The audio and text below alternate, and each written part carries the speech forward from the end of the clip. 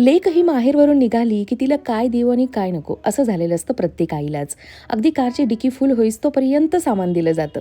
तर मीही काय करते, जेव्हा केव्हा माहेरी जायचं असतं ना, तेव्हा माझ्या हातून एखादा तरी पदार्थ घेऊन बनवून जायचा मी प्रयत्न करत असते. तर आज मी दुपारच्या जेवणासाठी हे असे बीट आणि पनीरचे पराठे करणार होते. तर त्याच्यासोबतच गोड शंकरपाळ्या आणि खाऱ्या शंकरपाळ्या करायला घेतल्या आहेत.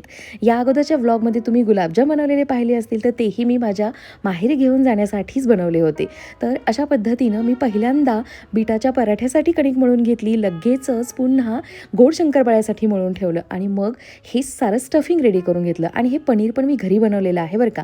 यामध्ये मी काय करते, चाट मसाला, खूप सारी कोथिंबीर, लाल तिखट आणि धणेजिरे पावडर वगैरे ॲड करते. आता हे खाऱ्या शंकरपाळ्यासाठी मळून घेते. जिरे आणि ओवा अशा पद्धतीनं मी बारीक करून घेतला आणि मैद्यामध्ये थोडंसं लाल तिखट, जिरं मोहरीचं मिश्रण आणि कडकडीत तेलाचं मोहन घालून हे तिखट शंकरपाळ्यांसाठी सुद्धा मळून ठेवलं.